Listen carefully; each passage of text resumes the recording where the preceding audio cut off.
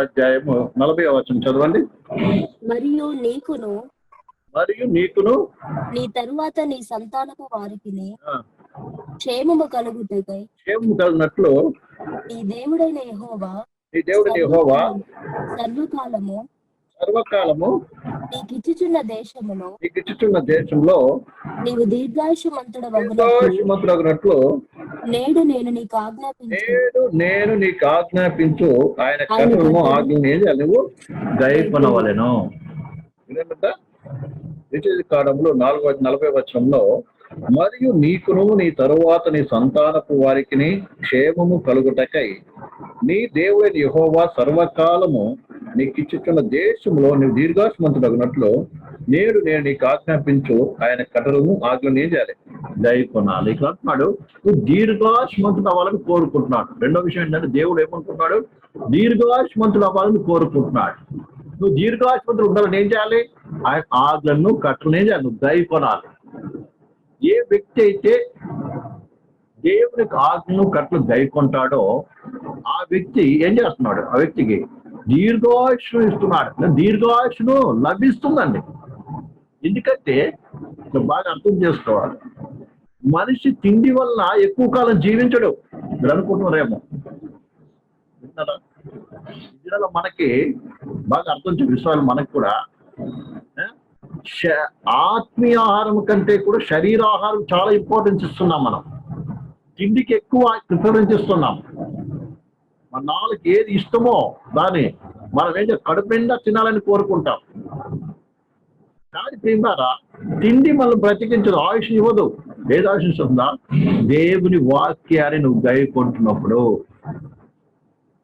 అదమైన మరణం ఎలా సంభవించింది? ఆదాము ఒకటి మంచిగా ఆలోచించాలి మనం అందరూ కూడా. ఆదాము దేవుడు ఏం చేశాడు, మట్టి నుంచి ఏం చేశాడు, తయారు చేసి తన జీవాత్మ వదిలాడు. అప్పుడు జీవించే ఆత్మ అయ్యాడు. అర్థమవుతుందండి? విషయం అర్థం చేసుకోవాలి. అయితే ఈ శరీరం, మట్టి నుంచి శరీరము బలము కొరకు ఏం చేయడు, ఈ శరీరం ఆరోగ్యంగా ఉండాలంటే ఏం చేయాలి, పని చేయాలి. తర్వాత నాకు పండ్లను ఆ చెట్టు ఫలాలు తినాలి. అర్థమైందంటే శరీరంకి ఆహారం ఇచ్చాడు, అది కూడా ఏదో పని చేసి తినమన్నాడు. అర్థమవుతుందండి? పని చేయాలి, తినాలి. కానీ ఈ దినం మనకి పని తక్కువ అయిపోయింది, తినడం ఎక్కువ అయిపోయింది. అందుకే రోగాలు ఎక్కువ వస్తుంది. మన శరీరం ఏమవుతుంది, లావెత్తుంది. అంటే శరీర శ్రమ అనేది తక్కువ అయిపోయింది, తిండి అనేది ఏమైపోయింది, ఎక్కువ అయిపోయింది.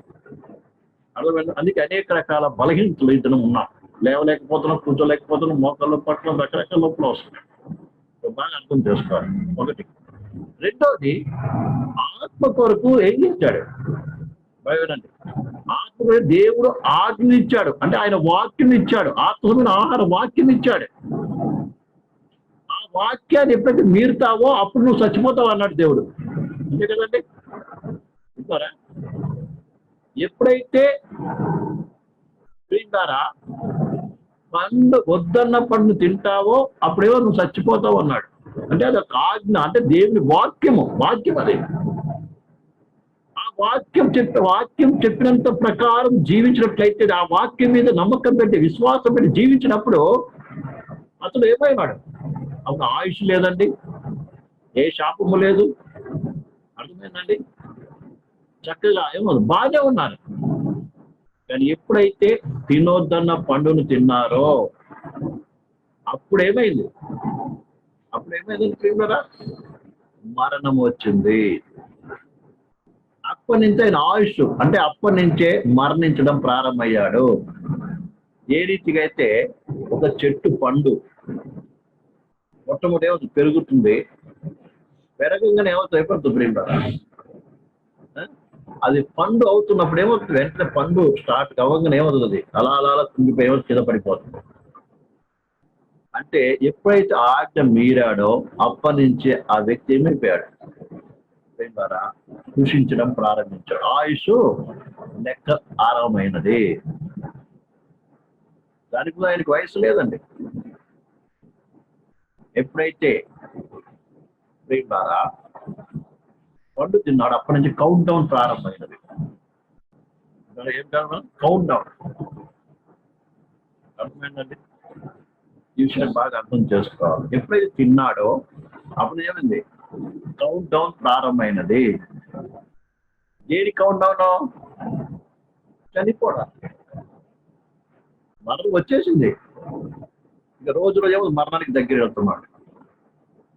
ఈ విషయం ప్రేమారా. అయితే ఇక్కడ బాగా అర్థం చేసుకో. కాబట్టి ప్రేమారా, దేవుడు ఏం కోరుకున్నాడు తెలుసా? మీరు అయినప్పటికీ కూడా మీరు ఎక్కువ కాలం బ్రతకాలంటే దీర్ఘాయుసు ఉండాలి, నా ఆజ్ఞలు గైకొనండి అని ప్రభు చక్కగా తెలియపరుస్తున్నాడు. 5:16